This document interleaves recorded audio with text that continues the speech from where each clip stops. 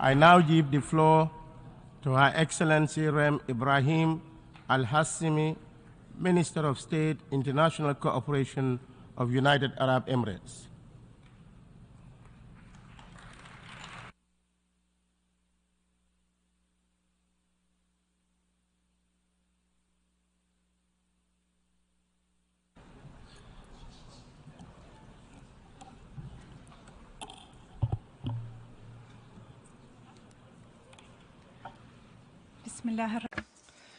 In the name of God, the Merciful, the Compassionate, Mr. President, I would like to congratulate you, Your Excellency, on assuming the presidency of this session.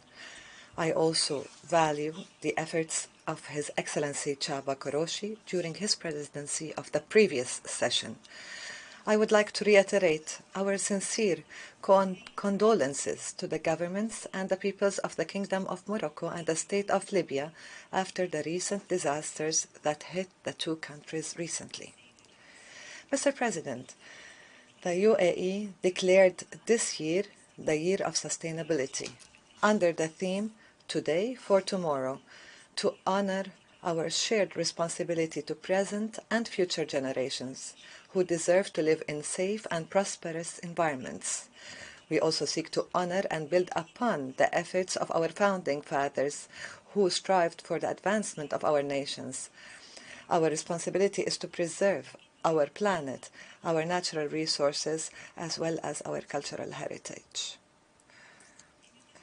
The UAE believes that this fundamental premise should guide our approach to the existential challenges facing our world today. This particularly applies to armed conflicts currently at their highest since World War II, and the increasing frequency and impacts of climate disasters. It also includes our enduring efforts to preserve and defend our shared human values in a world dominated by the unrelenting waves of extremism, racism, and hate speech. Fortunately, more than any other time in history, we are capable of overcoming these challenges. We have reached the highest level yet of advancement. Today, we possess the technology required to find innovative solutions to complex challenges. We have put in place regional and international institutions to coordinate collective action, and we are equipped with the necessary legal frameworks to organize international relations. This we have felt a lot during our membership at the Security Council since last year. Oftentimes, geopolitical challenges prevented the Security Council from achieving the desired consensus regarding very important issues, some of which were humanitarian and purely humanitarian in nature. The time has come to hold genuine discussions regarding a genuine reform of the Security Council, particularly in terms of the challenges of the right to veto and the need to expand permanent and elected membership and improve the approaches and work methods of the Security Council to allow it to address and sometimes preempt the crises. The UAE believes in the importance of maintaining a political and world order that is based on the respect of the independence and territorial integrity of the countries, where international relations are in line with international law and the UN resolutions. As for the use of force instead of political solutions, and to divide the world with those who are with or against, this will only lead to further chaos and wither our diplomatic tools. Nobody will be a winner. We would like to underscore here the importance of respecting diversity, political differences, and development disparities. We must give prominence to common values to advance cooperation and integration across peoples and countries. It is essential to enhance the effectiveness of international organizations, key among them the United Nations. These institutions are crucial for building bridges, reducing tensions, and establishing peaceful solutions. We depend on the United Nations as the first line of defense to prevent the multilateral arena from becoming polarized when political rifts between major countries occur. We also believe that regional organizations such as the League of the Arab States and the African Union play a critical role due to their understanding and familiarity with local contexts and are better positioned to play a pivotal role in supporting these endeavors and political processes. Mr. President, the UAE believes that the best way to resolve crises is through peaceful means. This is particularly important for our region, which is ravaged by weapons and extremist ideologies. The UAE continues to exert all efforts to reduce escalation and call for dialogue and diplomacy to resolve differences. We have been focusing on creating a new reality to strengthen economic integration among the countries of our region. This would benefit the economies and people of the region and will enhance regional stability and prosperity.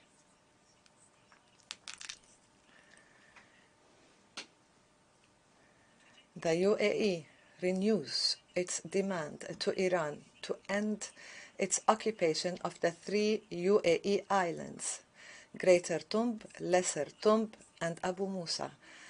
Our legitimate right to these islands has not diminished, and time will not diminish nor extinguish our sovereignty over these islands.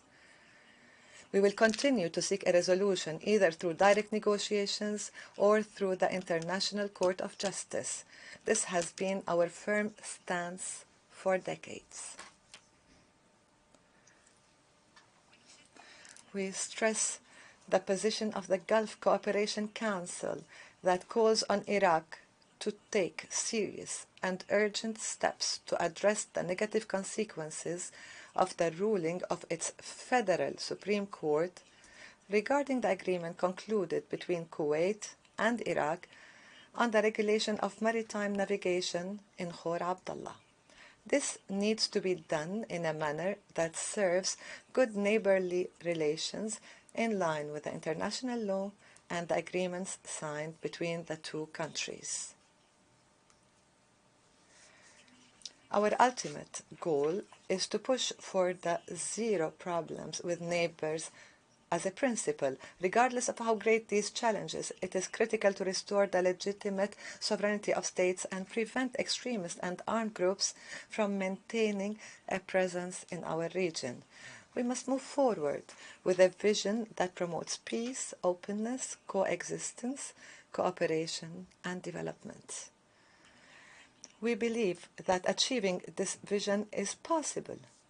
Our region is full of hope, resources, and our youth has great potential to lead our nations towards security, stability, and prosperity.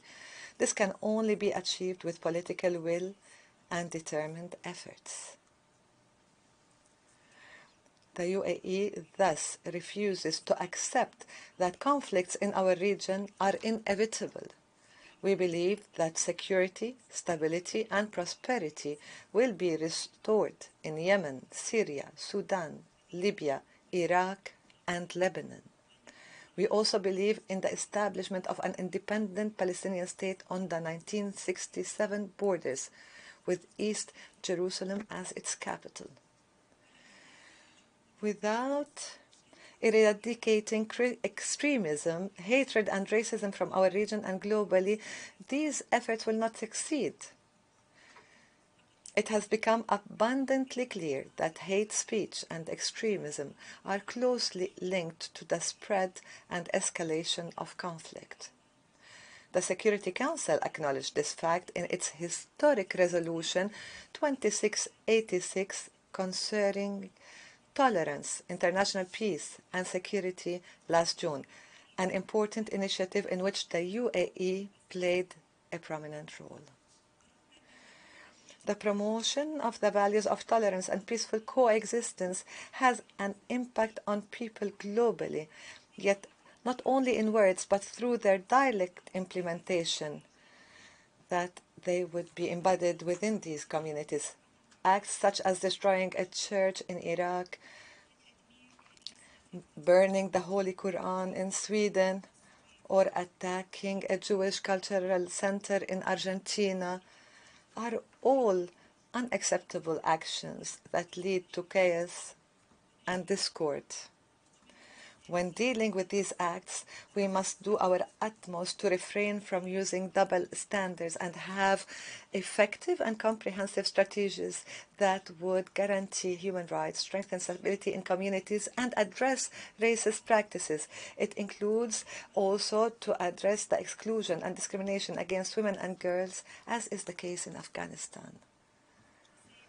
Mr. President, the international community should be determined in its efforts to address the greatest threats to global stability, namely the development of nuclear weapons and the undermining of the global non-proliferation regime. We must never tolerate this type of threat, nor accept the risk of a nuclear conflict, one that would result in devastating consequences for all.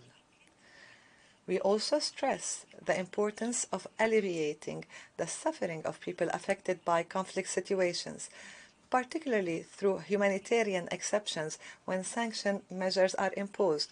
We should be mindful that civilians, and especially children, are not responsible for these conflicts. In the aftermath of the devastating earthquake this year in Syria, we have seen Arab nations set an example by prioritizing humanitarian support.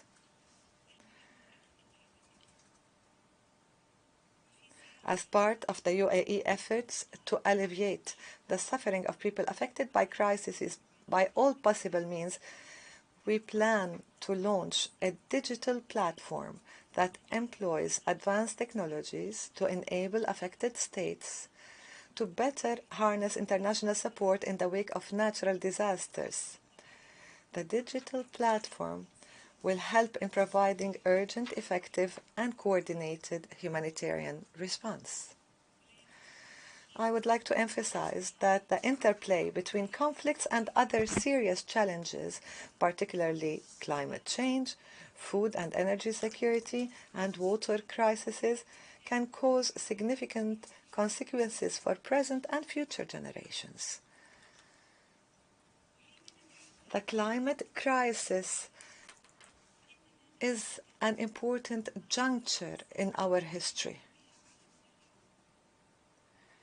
The results of the first global stocktake only confirm how far off track we are in implementing the objectives of Paris Agreement. To keep 1.5 degrees within reach, we need transformational change.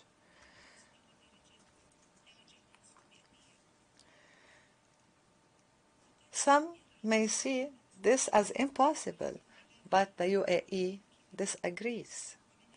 In this spirit, the UAE is hosting the 28th session of the United Nations Climate Change Conference, COP28, in 2 months. We will focus in 2 months on intensifying international cooperation to achieve the highest ambitions possible. The action plan of the conference will focus on 4 main axes, namely, accelerating an orderly and just transition in the energy sector, advancing climate financing mechanisms, and enhancing the livelihoods and protection of individuals according to a transparent and inclusive framework. We must restore hope and be optimistic regarding our ability to confront climate change. The UAE believes that the transformation of the energy sector will provide the greatest opportunity to enhance and sustain human and economic development. It is important to focus on financing as an essential tool in this process. This would require, among other things, improving the international financial structure, encouraging the private sector to finance climate action, ensuring the fulfillment of pledges by donors, and to fully operationalize the Loss and Damage Fund. In line with UAE's values and approach, we will utilize the contributions of women, youth, and civil society, as well as the private sector. Government agencies should also fulfill their responsibilities to confront climate change. We must remain united and work together to make progress. I would like to take and seize this opportunity to extend an open invitation to the world to actively participate in this conference and develop collective solutions to achieve a substantial shift in confronting climate change. A shift that allows us to move our focus from negotiations to achieving tangible results in pursuit of an inclusive and sustainable future. By addressing climate change, we can alleviate the food insecurity crisis. This requires further investment in food supply systems and safeguarding them from damage or attacks. It also demands a focus on the development of smart systems to increase productivity and minimize the impact of natural disasters, political and security crises. Water scarcity is an increasingly challenging issue globally, yet it has to receive the attention it deserves. There is an urgent need to find new models of international cooperation to address this challenge and make it a top priority for multilateral action. The UAE, in recognition of this, seeks to find effective solutions by working with the international partners to address this important issue. Today, the UAE's Foreign Ministry has published a report which we hope will contribute to achieving this goal. To conclude, global challenges are becoming increasingly interlinked. No country nor organization is capable of addressing them alone. We are seeing this in the actions of terrorist groups in our region, who recruit their fighters and mobilize funds across borders. We have also witnessed the repercussions of the COVID-19 pandemic, which affected countries throughout the world. The suffering of civilians from conflicts should not be defined by borders. The UAE believes that collective action is no longer simply an option, but an urgent need. Today's decisions will have far-reaching impacts for decades to come. We should ask ourselves, what is the legacy we want to leave for future generations? Do we want our legacy to be conflicts and crises and scarce resources? Or do we want our legacy to be a stable and prosperous international order where communities peacefully coexist and are resilient in the face of global challenges? For us in the UAE, peace is our choice, development is our path, and a stable future is our destination. With the return of the Emirati astronaut Sultan al-Niyadi from the first long Arab mission in space, we see this experience that is invaluable. We see in our youth the potential of future leaders, a leadership that is very promising, that will bolster our achievements and usher in a promising future. We are determined to follow in the footsteps of the founders of the UAE to achieve greater advancements and further investments in humanity and science for the people of the world. Our unwavering determination to achieve these objectives is demonstrated in our policies, decisions, and relationship. Thank you, Mr. President. The Minister of State for International Cooperation of the United Arab Emirates. We have had the last speaker in the